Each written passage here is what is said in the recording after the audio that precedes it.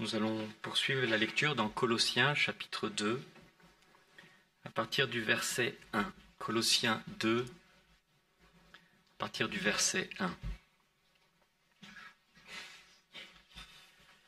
Jusqu'au verset 7.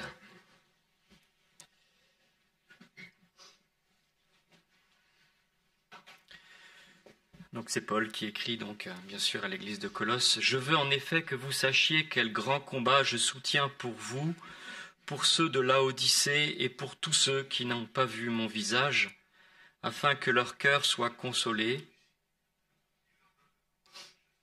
qu'ils soient unis dans l'amour et enrichis d'une pleine certitude de l'intelligence, pour connaître le mystère de Dieu. » C'est pas mon écho en plus. Je vais peut-être recommencer parce que... Je veux en effet que vous sachiez quel grand combat je soutiens pour vous, pour ceux de Laodicée et pour tous ceux qui n'ont pas vu mon visage, afin que leur cœur soit consolé, qu'ils soient unis dans l'amour et enrichis d'une pleine certitude de l'intelligence, pour connaître le mystère de Dieu, Christ, en qui sont cachés tous les trésors de la sagesse et de la connaissance. Je dis cela afin que personne ne vous trompe par des discours séduisants, car si je suis absent de corps, je suis avec vous en esprit, voyant avec joie le bon ordre qui règne parmi vous et la solidité de votre foi en Christ. Ainsi, comme vous avez reçu le Christ Jésus, le Seigneur, marchez en lui. Soyez enracinés et fondés en lui, affermis dans la foi, d'après les instructions qui vous ont été données, et abondez en actions de grâce. Donc le texte que nous allons essayer de méditer ensemble, c'est verset 6. « Ainsi, comme vous avez reçu le Christ Jésus, le Seigneur, marchez en lui, soyez enracinés et fondés en lui, affermis dans la foi d'après les instructions qui vous ont été données, et abondez en actions de grâce. » On ne fait jamais le tour, je dirais, des textes de la parole, parce qu'ils sont très riches, et puis parce que la sagesse qui recèle, qui est à l'intérieur de ces textes, est une sagesse qui n'a pas de limite, puisqu'elle est de Dieu. Donc c'est bien sûr toujours avec le sentiment d'aborder partiellement les choses, bien entendu, que nous les méditons. Mais je dirais, si déjà le peu que nous méditons, nous en saisissons la valeur, il y a déjà, il me semble, énormément de richesse déjà dans ce qui peut nous être donné, même si nous ne faisons jamais le tour, bien entendu, de cette révélation. Peut-être la première chose, c'est que recevoir Jésus-Christ est une chose. Et si nous ne l'avons pas reçu, nous ne l'avons pas. Il faut bien le recevoir, mais c'est un point de départ. Il faut ensuite marcher en lui de la même manière qu'on l'a reçu. Peut-être ça nous paraît une évidence, mais ça ne l'est pas forcément, parce que avoir reçu Jésus-Christ n'est pas une fin en soi. Je dirais c'est un commencement. Et nous sommes appelés à marcher en lui, je dirais jusqu'au jour où nous quitterons cette terre d'une manière ou d'une autre, car c'est bien le sort de tout un chacun. Et nous sommes appelés à marcher jusqu'au bout. Et pas n'importe comment, puisqu'il est bien écrit ici dans le texte, d'après les instructions qui vous ont été données. Donc la marche que je suis appelé à faire est sur le modèle de la manière dont j'ai reçu Jésus-Christ, on va en reparler, mais elle va s'exécuter, cette marche, selon des instructions. Autrement dit, il ne s'agit pas, une fois converti, de faire ce qu'on veut et de mener sa vie comme on a envie, puisqu'il y a des instructions à suivre, et ces instructions sont celles de l'Esprit du Seigneur. Autrement dit, nous ne sommes pas libres de faire ce que nous voulons, sous prétexte d'être convertis et d'avoir reçu le Seigneur. Il s'agit de marcher selon des instructions précises. Et on a le sentiment que l'apôtre Paul s'est exercé à donner ces instructions pour que l'Église soit enseignée de ces choses. Et du reste, la suite de l'épître aux Colossiens prendra un aspect beaucoup plus pratique, où bien entendu des exhortations seront données dans un sens très pratique pour que nous comprenions qu'il ne s'agit pas de marcher n'importe comment. Ça me paraît important parce qu'il y a beaucoup de milieux où on se contente d'amener les gens au Seigneur, et une fois qu'ils sont convertis, on pourrait dire que l'affaire est dans le sac, et que tout doit tourner. Pas du tout. Bibliquement, c'est faux, la preuve ici. Nous sommes appelés à marcher comme nous l'avons reçu. Alors, que veut dire recevoir et marcher Jésus-Christ comme nous l'avons reçu? Je me suis dit que quand Paul écrit ça à l'épître de Colosse, il a bien sûr, certainement dans l'esprit, la manière dont lui, il a reçu le Seigneur Jésus. Il n'a pas fondé l'église de Colosse, il semblerait, d'après ce que j'ai lu, je ne suis pas tout à fait sûr, que ce soit Épaphras qui ait fondé cette église, qui était bien sûr un compagnon d'œuvre de Paul. Autrement dit, Épaphras a certainement transmis à Paul la manière dont les Colossiens ont reçu l'Évangile, et c'est sur cette base-là que Paul a la conviction de pouvoir leur dire de marcher comme ils ont reçu Jésus-Christ. Alors, comment a-t-on reçu Jésus-Christ? Comment les Colossiens ont-ils reçu Jésus-Christ? Certainement de la même manière que Paul a reçu Jésus-Christ. Mais c'est-à-dire comment? Je ne vais pas lire bien sûr le passage de la conversion de Paul, nous le connaissons. Mais nous savons que Paul était un homme qui voulait servir Dieu dans son zèle judaïsant. Il voulait servir Dieu et il, bien sûr, pensait que servir Dieu consistait à tuer tous ceux qui se réclamaient de Jésus-Christ. Il voulait bien faire. Dans d'autres passages de la parole, il dit qu'il était zélé et qu'il était irréprochable quant à la loi. C'était un homme donc qui, naturellement, en tout cas, voulait servir Dieu dans sa nature. Il voulait servir Dieu. Et voilà que, sur le chemin de Damas, pensant servir Dieu, Jésus-Christ se révèle à lui. Jésus-Christ, l'envoyé de Dieu, celui qui a révélé le Père, voilà qui se révèle à Paul et lui dit « Il te serait dur de regimber contre mon autorité. Je t'appelle à me connaître et tu vas devenir mon serviteur. Cesse de regimber contre mon autorité. » Et tombant du cheval, devenant aveugle un temps, il va devoir accepter de se faire aider en suivant les instructions que le Seigneur va lui donner, notamment en rencontrant, il me semble, de mémoire, un certain Siméon, mais je ne suis pas tout à fait sûr de ce que je dis. Qu'importe. Enfin, une personne qui était un envoyé de Dieu pour lui, il a dû accepter de se laisser aussi enseigner à sa façon pour qu'on lui dise ce qu'il devait faire et recevoir, je dirais, de la part de Dieu, à travers un homme, ce que Dieu voulait lui communiquer. Donc, comment a-t-il reçu Jésus-Christ, Paul? En devant reconnaître qu'il s'était trompé, que voulant servir Dieu, dans le fond, il s'était opposé à l'envoyé de Dieu. Il s'opposait à Dieu lui-même, tout en voulant bien faire.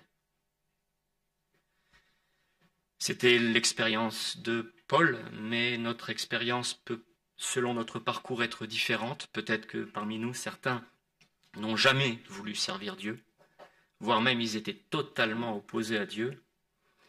Et voilà que Dieu s'est révélé à leur cœur et ils ont connu, je dirais, Dieu à travers l'œuvre de Jésus-Christ, convaincus que c'était la vérité et reconnaissant que eux aussi, ils s'étaient plantés. C'est-à-dire qu'on ne peut recevoir Jésus-Christ qu'en prenant conscience au fond de nos cœurs que nous sommes dans l'erreur.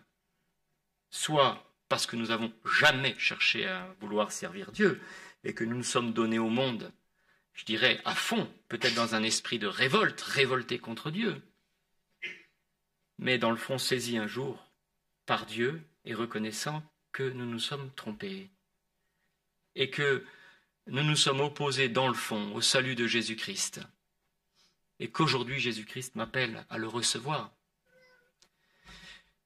Je crois que le point commun à toute personne réellement convertie, qui a réellement reçu Jésus-Christ, c'est avoir pris conscience qu'il ait voulu faire le bien ou qu'il n'ait pas voulu le faire, qu'il se soit révolté, qu'il ait voulu faire le mal par révolte, qu'il se soit donné dans le monde en se débauchant, ce que vous voulez. Le parcours est le même. C'est reconnaître que quoi que j'ai voulu faire, je suis à côté de la plaque et qu'aujourd'hui Dieu m'appelle et je dois reconnaître que j'ai fait erreur. Je pense que pour un homme comme Paul qui a voulu servir Dieu, reconnaître qu'il a fait erreur était difficile. C'est pourquoi pour l'homme religieux, celui qui a une éducation religieuse, il me semble que se convertir est particulièrement difficile. Parce que c'est accepter de reconnaître que malgré sa bonne volonté de vouloir faire les choses correctement, eh bien il est à côté de la plaque et qu'il a aussi besoin de Jésus-Christ. Je pense que le salut se résume, et la manière dont nous l'avons reçu, peut-être à travers la manière dont le texte d'Éphésiens 2 nous le décrit. Donc j'aimerais lire Éphésiens 2, verset 1. Où il me semble qu'à travers ce texte, si nous nous sommes convertis, ou peut-être si Dieu nous appelle, prêtons attention à ce texte, il y a là, je dirais, tout l'enseignement du salut, la manière dont on est sauvé. Éphésiens 2, verset 1. Et il me semble que nous soyons totalement opposés à Dieu, ou au contraire, que nous ayons voulu servir Dieu, en lui plaisant par nos efforts. De toute façon, ces deux attitudes sont exactement le revers et l'endroit de la même pièce, c'est nous-mêmes, nos efforts et notre volonté, ce que je suis naturellement dans le fond. Et je dirais ces choses-là, ce que je suis naturellement, s'oppose, il faut le savoir, à Jésus-Christ, à l'œuvre de Dieu. Regardez bien, Éphésiens 2, verset 1. Pour vous, vous étiez morts par vos fautes et par vos péchés dans lesquels vous marchiez autrefois selon le cours de ce monde, selon le prince de la puissance de l'air, cet esprit qui agit maintenant dans les fils de la rébellion. Nous tous aussi, nous étions de leur nombre. Et nous nous conduisions autrefois selon nos convoitises charnelles.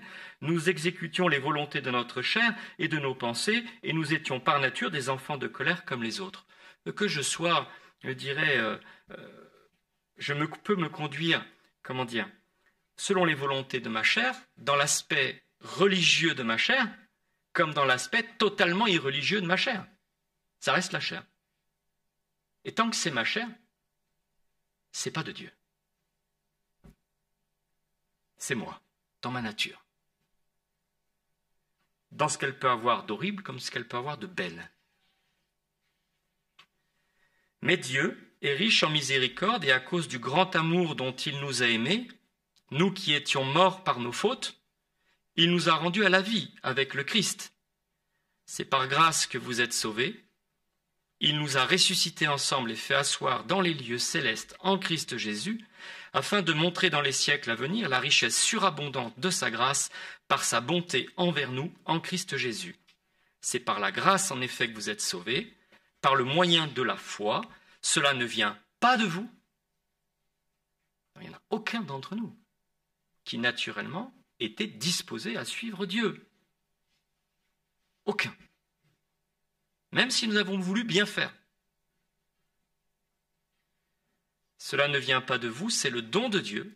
Ce n'est point par les œuvres afin que personne ne se glorifie, car nous sommes son ouvrage, nous avons été créés en Christ Jésus pour des œuvres bonnes que Dieu a préparées d'avance afin que nous les pratiquions. Donc, être sauvé, c'est prendre conscience que tant que je reste moi-même, dans ce qu'il y a de laid, mais aussi de beau, dans ma volonté de faire ou de ne pas faire. Tant que je reste moi-même, je suis perdu. Il n'y a aucun espoir. Et nous avons du mal à l'accepter. En tout cas, je pense que, pour ma part, j'ai eu énormément de mal à l'accepter pour parvenir à la conversion, je crois, à la nouvelle naissance, comme par la parole. Pourquoi ? Parce que quand on cherche à bien faire, et on veut bien se conduire pour plaire à Dieu, on pense que nos bonnes dispositions, Dieu doit les agréer. C'est une erreur. Dieu ne peut pas agréer mes bonnes dispositions. Parce que tout ce que je peux produire par moi-même est marqué par la souillure du péché. Et en moi, rien ne peut plaire à Dieu. Dieu l'a voulu ainsi. C'est un mystère, mais c'est quand même ce qui est écrit dans la parole, afin que celui qui parvienne au salut ne puisse pas dire « j'y suis pour quelque chose », mais qu'au contraire, il puisse rendre grâce à Dieu en disant « tout est de lui ». Et pas dans une posture religieuse, mais dans une conviction profonde du cœur. Ce qui est un obstacle au salut, ce qui nous empêche d'être sauvés, en un mot, c'est ce que je suis naturellement. C'est ma nature. Ma nature est un obstacle pour être sauvé. Ma nature n'a pas part au salut. Elle doit être crucifiée. Et je dois recevoir la vie d'un autre, la vie de Jésus-Christ. Je pense que nous le savons tous, enfin beaucoup parmi nous, et c'est le point, je pense, réellement d'une vraie conversion. Je dis bien d'une vraie conversion, parce qu'être converti, c'est pas adhérer à la doctrine chrétienne en trouvant que c'est quand même pas si mal, quand même, et qu'il y a de bonnes choses dans l'Évangile. C'est être converti, c'est prendre conscience que je suis perdu aux yeux de Dieu, que tout ce qui est en moi s'oppose à Dieu. Je ne peux pas plaire à Dieu, je suis perdu. La seule chose que je peux espérer et que je dois saisir, c'est Jésus-Christ, qui par sa mort à la croix et sa résurrection me donne une vie nouvelle. C'est encore dit, regardez bien, dans Romains 6, je lis ces textes parce qu'ils sont importants. Romains 6, verset 3. Parce que si nous voulons comprendre ce que signifie marcher en Christ, il faut que nous ayons compris ce que signifie recevoir Jésus-Christ, bien sûr. Les deux sont liés. Romains 6, verset 3.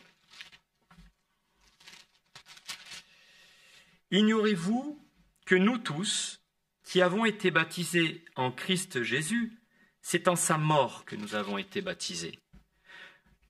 Nous avons donc été ensevelis avec lui dans la mort par le baptême, afin que, comme Christ est ressuscité d'entre les morts, par la gloire du Père, de même, nous aussi, nous marchions en nouveauté de vie.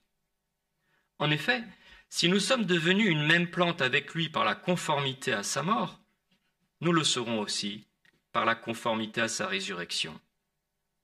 Nous savons que notre vieille nature, alors c'est la vieille nature, c'est ce que je suis naturellement, avant d'avoir reçu Jésus-Christ.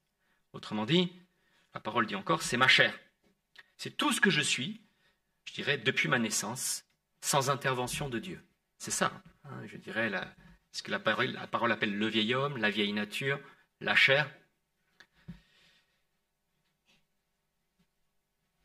Donc, nous savons que notre vieille nature a été crucifiée avec lui, afin que ce corps de péché soit réduit à l'impuissance et que nous ne soyons plus esclaves du péché.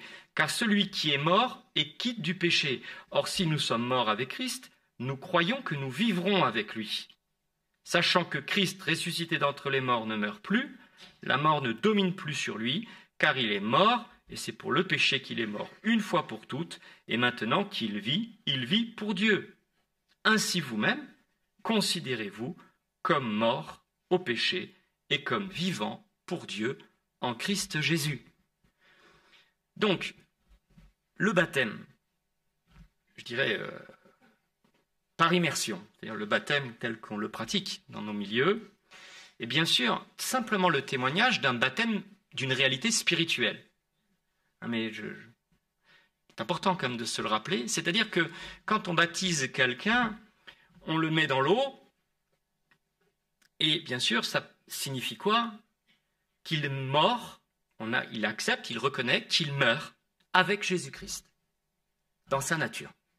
C'est-à-dire, quelque part, le fait d'être dans l'eau, c'est comme si sa nature, tout ce qu'il est depuis sa naissance, quelque part, est plongé dans l'eau, c'est-à-dire est plongé dans la mort, quoi. Bien sûr, sur le laisser sous l'eau par immersion, pauvre baptisé mourrait. Mais on le sort. Et le sortir de l'eau, c'est la symbolique de la vie nouvelle qu'il reçoit en Jésus-Christ. C'est un symbole. C'est un témoignage de quelque chose auquel je crois, et c'est pour ça que je me fais baptiser. Mais ce témoignage, c'est lequel? Témoignage d'une réalité spirituelle, qui est laquelle? Tant que je demeure dans ma nature, je suis mort. Je ne peux pas plaire à Dieu. Je ne parviendrai pas au salut. C'est terminé pour moi. Il n'y a en moi rien, même dans mes bonnes dispositions, qui ne peuvent plaire à Dieu. Pourquoi? Parce que ma nature, marquée par le péché, est irréconciliable avec Dieu. Une inimitié profonde entre Dieu et ce que je suis naturellement. Mon seul espoir, c'est que cette nature soit crucifiée et que je reçoive une nouvelle nature qui vienne de Dieu. C'est être sauvé, se convertir, c'est accepter ça. Je désespère de moi, il n'y a plus aucun espoir en ce que je suis naturellement. Je tourne mes regards vers Jésus-Christ, j'accepte que ce que j'ai dans ma nature, soit mise à mort, en quelque sorte, avec Jésus-Christ à la croix, et j'accepte que Jésus-Christ, une fois ressuscité d'entre les morts, me communique cette vie qui vient de lui, la vie du ressuscité. Être sauvé, c'est croire ça. Tant que je ne crois pas ça, et que j'imagine pouvoir trouver en moi quelque chose qui plaise à Dieu, et lui servir dans ma nature quelque chose qui plaît, et je ne serai pas sauvé. Parce que si il y avait quelque chose en nous qui pouvait plaire à Dieu, Christ ne serait pas mort à la croix.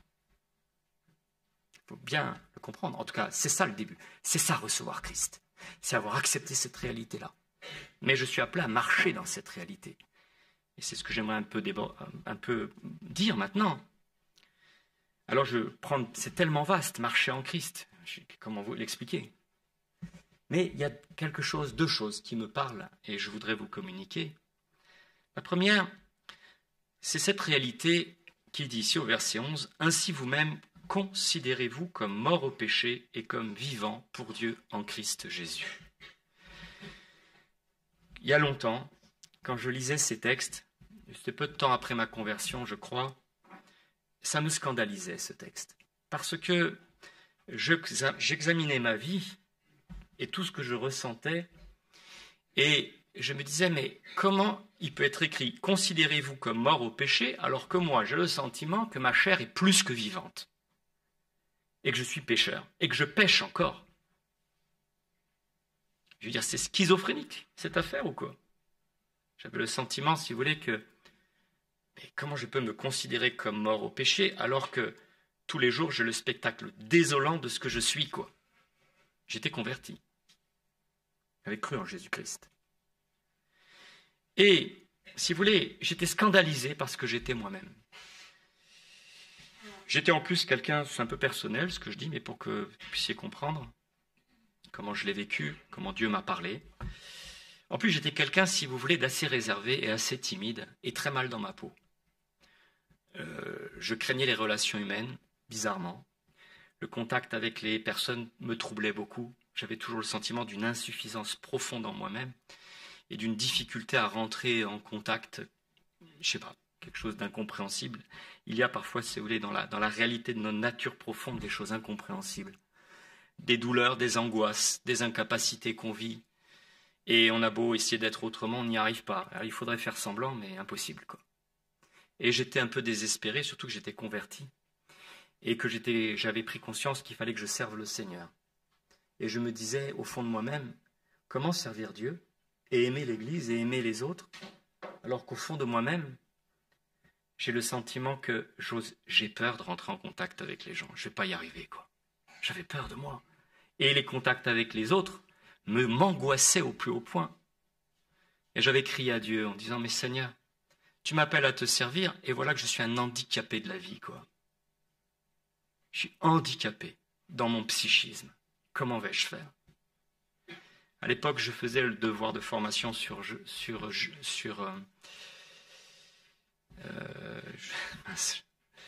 texte des juges, lorsque Gédéon va devoir combattre les Madianites, je crois. Et je méditais ce passage, vous savez, où il lève tous les guerriers, et puis dans le fond, il n'en reste plus que 300, quoi. Et ça m'a interpellé, comme si Dieu me disait, mais vraiment, il y a des moments comme ça dans la vie où la parole nous parle, quoi. On sait que c'est pour nous, précisément, où Dieu me disait, tu vois, Jean-Pascal, Gédéon a accepté de combattre avec 300 hommes pour que la gloire ne revienne pas à Israël, mais que la gloire revienne à Dieu. Et ils n'ont pas combattu avec des armes, mais avec des cruches, je crois des flambeaux, je ne sais plus trop quoi. Accepte d'être dans le fond, handicapé et incapable de rentrer dans les relations humaines. Ça n'empêchera pas Dieu de faire son œuvre. Accepte ces choses-là. Et dans la même mesure, aussi cette pensée qu'il y a à ce texte, accepte dorénavant de considérer que ce que tu es dans ta nature, Dieu l'a crucifié et que ce n'est pas un obstacle pour son œuvre. Cette parole a résonné en moi, cesse de prendre le pouls de ta chair, cesse de prêter attention à tous les soubresauts de ton âme et à toute l'angoisse que ça peut susciter dans ta vie en constatant ce que tu es par nature, cesse de le considérer parce que je l'ai crucifié. En Jésus-Christ, c'est crucifié. Je ne sais pas comment dire, c'était un peu une révélation qui pour moi a été un ordre de Dieu. Cesse d'attacher de l'importance à ce que tu es dans ta nature. Parce que en Jésus-Christ, ce qui te scandalise et te fait peur dans ta nature, Dieu l'a crucifié. Jésus-Christ l'a crucifié. C'est crucifié à la croix. Comprendre ça, alors m'a enlevé beaucoup d'inquiétude et m'a libéré d'une certaine manière. Parce que, si vous voulez, j'ai compris que cette chair, dans le fond, qui me faisait horreur et qui m'angoissait à bien des égards dans ma nature profonde, eh bien, avait reçu son arrêt de mort et qu'il fallait que je l'accepte par la foi. Dans le fond, qu'on se considérer comme mort en Jésus-Christ, c'est un acte de foi. C'est une prise de position volontaire. Je suis pécheur, ma chair s'oppose à Dieu, je le constate. Mais j'accepte, Seigneur Jésus, de croire que cette puissance, la puissance de ma nature, tu l'as crucifiée. J'accepte de le croire. Un peu comme Abraham, qui reçoit cette promesse, tu es stérile, toi et ta femme, tu vas enfanter. Et tu vas même être à l'origine d'un peuple nombreux qui sera mon peuple. Comment un homme stérile avec une femme, elle aussi, un couple stérile, comment, à l'âge où ils avaient, pouvaient-ils envisager de donner la vie? C'était une folie. Il fallait accepter de le croire envers et contre tout. De la même manière, je dois accepter de croire que ma chair est crucifiée en Jésus-Christ. Par la foi. Alors, je dis ça parce qu'il me semble que parfois, justement, nous avons reçu Jésus-Christ, mais la manière dont nous marchons en Christ révèle à ce niveau-là une incompréhension. Nous passons notre temps, parce que c'est mon cas, c'était mon cas, je crois avoir un peu compris quand même, passons notre temps à prendre le pouls de notre chair. Nous passons notre temps à nous examiner dans nos ressentis les plus profonds, à se dire oh, « j'ai encore une angoisse, j'ai donc pas réglé tout à fait mes problèmes ». Alors on demande des entretiens, en espérant que ça va enfin régler mon problème. Je ne dis pas que les entretiens sont inutiles. J'ai prié avec des frères pour des problèmes personnels. Mais parfois, ce qui me manque, c'est de croire simplement que ma chair est crucifiée avec Christ. Parce que dans ce souci d'entretien, peut se cacher tout simplement une forme de souhait de purifier notre chair, de sublimer ce qu'on est, et d'imaginer que je vais devenir quelqu'un dont la chair va devenir parfaite et que toutes mes angoisses vont disparaître. Je pense, et la Bible dit, que plus je cherche à maîtriser ma chair et plus j'y prête attention, plus elle va se révéler dans toute son horreur et sa puissance destructrice. Je dois accepter de cesser de l'écouter et de croire par la foi qu'elle est crucifiée en Jésus-Christ. Et je pense que celui qui reçoit ça dans son cœur peut être délivré de bien des phobies et de bien des obsessions personnelles. Je crains les autres. Quand j'arrive dans la salle, j'ai peur. Il y a du monde, je suis mal. Seigneur Jésus, tu as crucifié ma chair. Tu vois ces angoisses qui se lèvent en moi, je ne les maîtrise pas. Tu as crucifié ma chair. Béni soit ton nom de me permettre d'être au milieu des autres et apaise mon cœur dans ta grâce. Marcher en Christ, c'est accepter de cesser de donner de l'importance à la chair dans nos vies. C'est accepter de détourner les regards de nous pour les tourner vers Jésus-Christ. C'est accepter d'arrêter de s'écouter soi-même, d'écouter tous ces bobos. Je pense qu'il y a beaucoup de gens hypocondriaques. Pourquoi? Parce qu'ils sont rivés sur leur chair et ils écoutent tous les délires, tout ce que leur chair peut leur donner, quoi. Il me semble que c'est s'opposer à l'Esprit de Christ. Je dois accepter que cette chair est crucifiée et cesser d'y prêter une attention, je dirais, extraordinaire. À mon sens, on s'oppose à la marche en Jésus-Christ. J'aimerais aussi dire autre chose, parce que le temps passe, et pourtant ça me paraît important, et je terminerai avec ça, sur l'aspect de la marche. Si vous voulez, le premier aspect, donc je me semble un peu avoir développé, j'espère avoir été clair, c'est que tant que je prête attention à ma chair, tant que je me confie dans ma chair, je ne peux pas recevoir Jésus-Christ. À partir du moment où je me convertis, j'accepte que ma chair ne sert de rien. Je reçois Christ. Mais je suis appelé à marcher en Christ, de la manière dont je l'ai reçu, c'est-à-dire en acceptant que ma chair n'a pas de prix et qu'elle ne sert de rien, qu'elle est obstacle dans l'œuvre de Dieu, je cesse de lui donner l'importance que j'estime. Et quand je dis je cesse de lui donner l'importance que j'estime, je ne l'ai pas dit, mais c'est important. Déjà, j'arrête de me scandaliser tout le temps de mes propres péchés, ce qui ne veut pas dire de ne pas purifier son cœur, mais arrêter de se scandaliser de ce que nous sommes dans la chair. La chair est morte, la chair est irrécupérable, la chair est pécheresse, elle est crucifiée en Jésus-Christ. J'arrête de lui donner plus d'importance. J'accepte ce jugement sur ma chair. C'est comme si, je le redis, on veut souvent la sauver, on veut la racheter, parce qu'on veut faire des choses avec notre chair. Elle est foutue. Mais j'arrête aussi de me confier dans les bonnes dispositions de ma chair. Je dirais dans mon héritage familial, dans tout ce que ma famille a fait de bon et qui me flatte et qui m'honore. Vraiment, on le fait facilement, ça je vous assure. Elle ne sert de rien. J'accepte le jugement de Dieu sur ma chair. Mais, et c'est ça qui va nous permettre, bien sûr, de marcher en étant, je dirais, apaisés dans notre âme, en pouvant nous approcher de Dieu, j'ai envie de dire, en toute bonne conscience. Pourquoi ? Parce que c'est ma chair qui est un obstacle pour m'approcher de Dieu. Si j'accepte qu'elle a été crucifiée, c'est l'image de ce voile déchiré entre le lieu saint et le lieu très saint. C'est ma chair qui m'empêche d'accéder en la présence de Dieu. Je dois accepter qu'elle est crucifiée. Alors, je peux m'approcher de Dieu dans la confiance en l'œuvre de Jésus-Christ et dans la vie nouvelle qu'il me transmet. Je me sens réconcilié avec Dieu. Je me sens en paix avec Dieu. Je n'ai plus besoin de me prouver quoi que ce soit ou de chercher à me racheter aux yeux de Dieu. Je suis libre et réconcilié avec Dieu. C'est, à mon avis, des choses qu'on ne vit pas toujours parce qu'on reconstruit tout le temps le voile. C'est déjà dans nos vies, on n'arrête pas de s'écouter et de ressentir et voir ce qu'on ressent. Et puis, donc on reconstruit le voile, en fait. Et donc, on ne se sent pas dans la présence de Dieu, bien entendu. Mais il y a un autre aspect, et je voudrais le lire, c'est dans 2 Corinthiens 5, parce que ça m'a parlé cette année. 2 Corinthiens chapitre 5, et je finirai avec ça. 2 Corinthiens chapitre 5. Un autre aspect de la marche, et qui me paraît capital, et que je n'avais pas bien perçu jusqu'à ce que je comprenne un peu plus personnellement ce texte. Regardez, 2 Corinthiens 5, verset 14.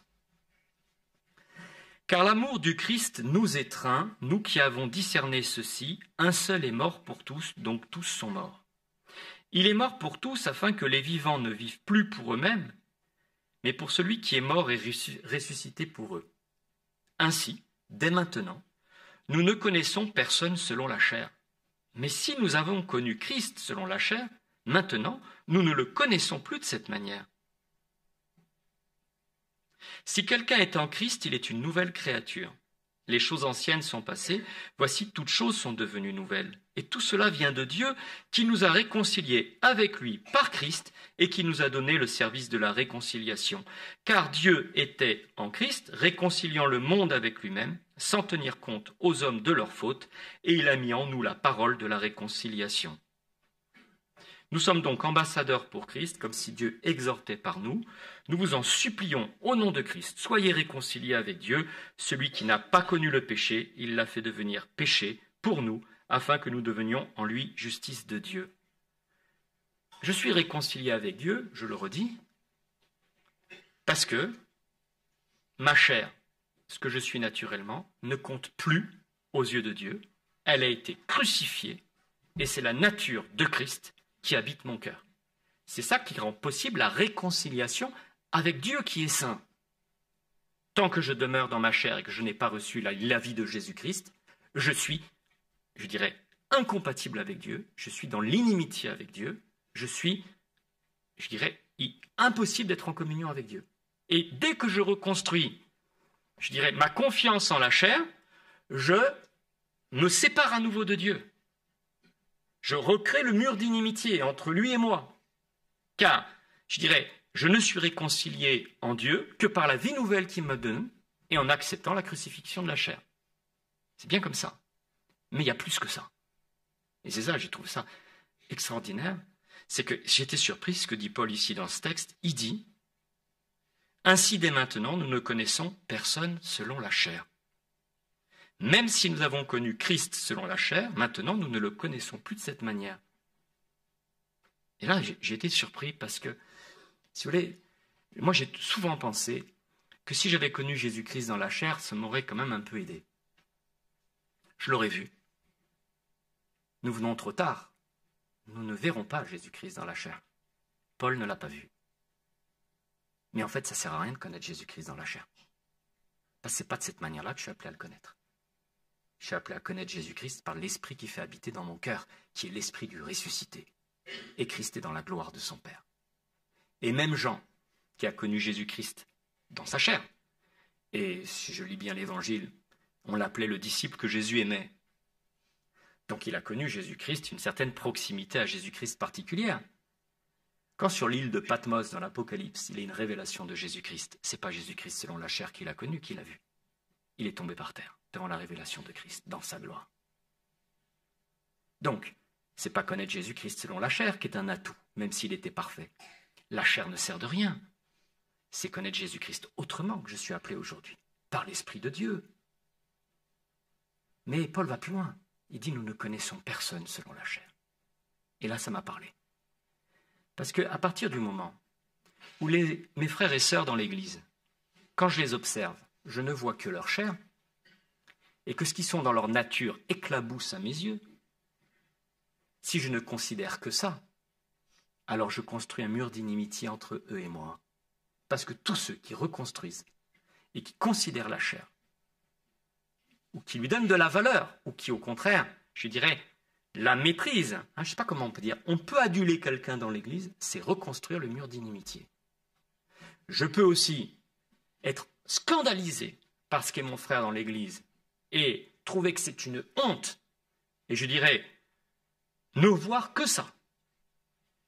Et dans ce cas-là, bien sûr, je construis un mur d'inimitié encore entre lui et moi. Parce que l'inimitié dans l'Église, elle va disparaître comment? Parce que je ne considère plus l'autre selon ce qu'il est dans sa chair, mais comme une nouvelle créature. Et ça m'a parlé.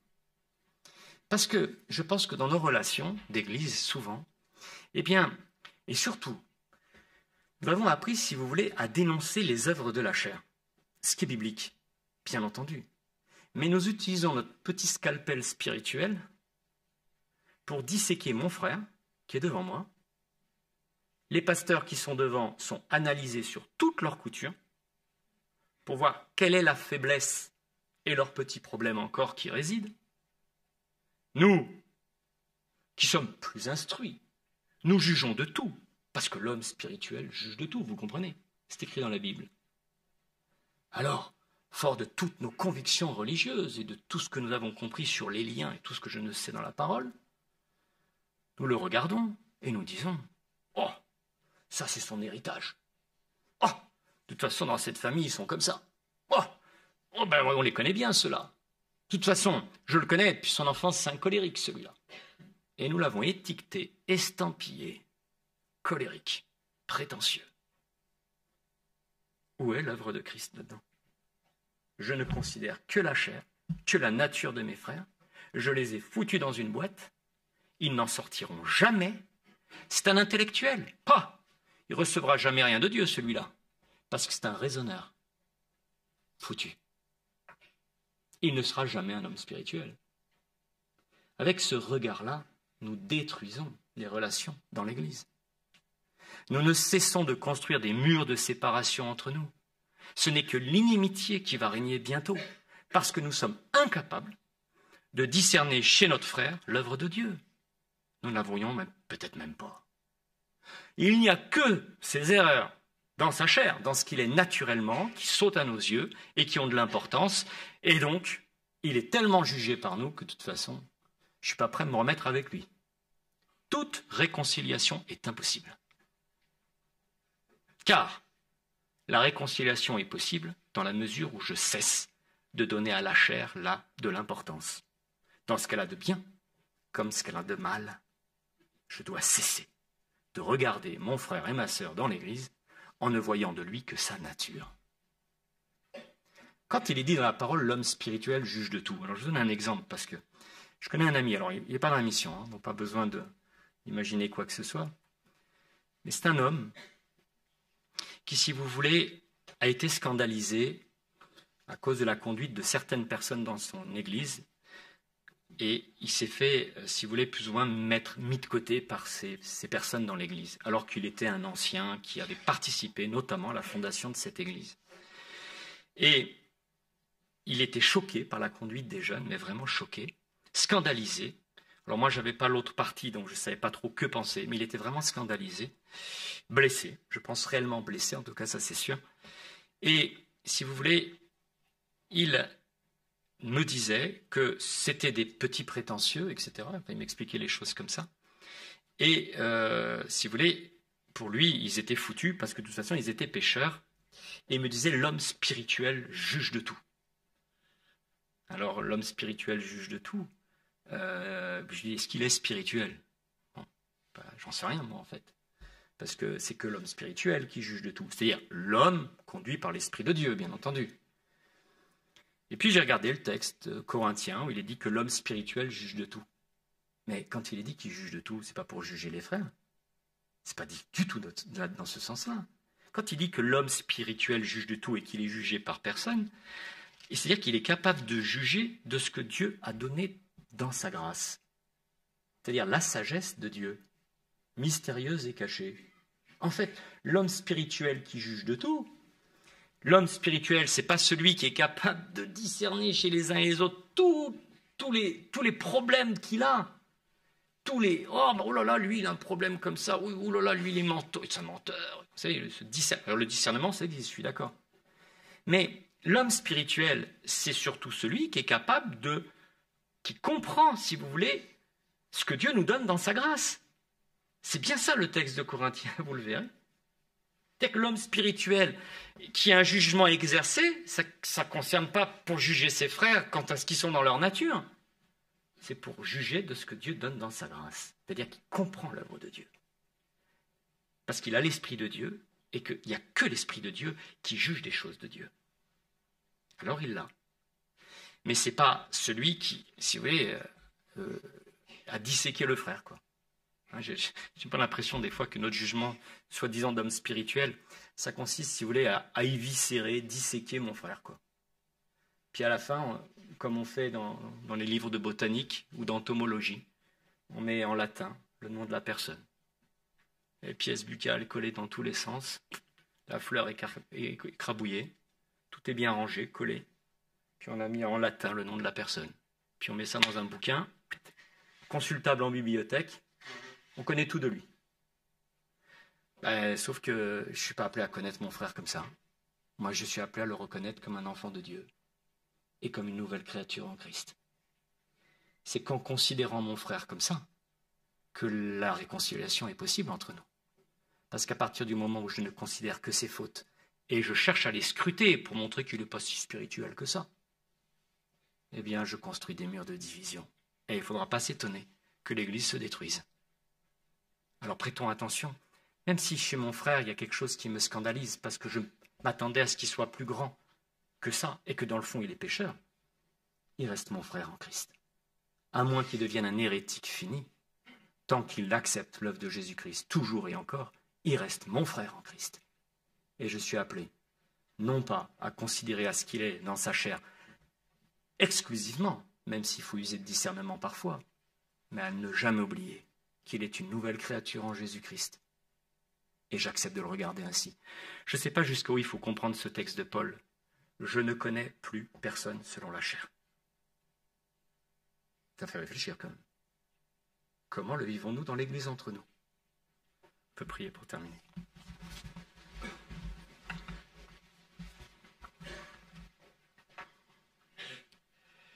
Seigneur, nous te demandons la grâce de nous instruire encore par ta parole dans ce qu'elle signifie pour nos vies, pour notre Église, pour chacun d'entre nous, afin qu'effectivement nous ne marchions pas selon les désirs de notre chair après pourtant t'avoir connu, mais selon les instructions de ta parole, et en conformité avec ce que l'Esprit de Dieu, ton Esprit éternel, souhaite, afin que nous déshonorions pas ton nom après nous avoir cru spirituels.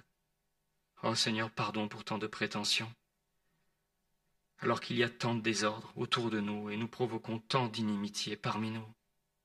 Seigneur, merci parce que ce que nous sommes dans notre nature, tu l'as crucifié. Merci parce que, en Jésus-Christ, nous sommes réconciliés. Merci parce que ce que je suis dans ma nature de scandaleux n'est pas un obstacle pour parvenir à toi, Seigneur, dans la mesure où j'accepte qu'elle est morte en Jésus-Christ. Seigneur, merci parce que dans ces déclarations que nous sommes crucifiés en Jésus-Christ se trouve une libération extraordinaire. Seigneur, s'il te plaît, que nous en saisissions les uns et les autres la valeur, afin que nous soyons libérés de l'esclavage du péché et de l'attachement à nous-mêmes. Seigneur, que ce regard-là, nous l'ayons aussi vis-à-vis les uns des autres. Seigneur, si nous avons été réconciliés en Jésus-Christ et que nous en sommes au bénéfice, donne-nous de le vivre ainsi les uns envers les autres, afin que l'esprit de réconciliation règne dans ton Église. Seigneur, tu vois toutes ces blessures et toutes ces inimitiés qui se sont créées parfois parmi nous et dont nous sommes scandalisés.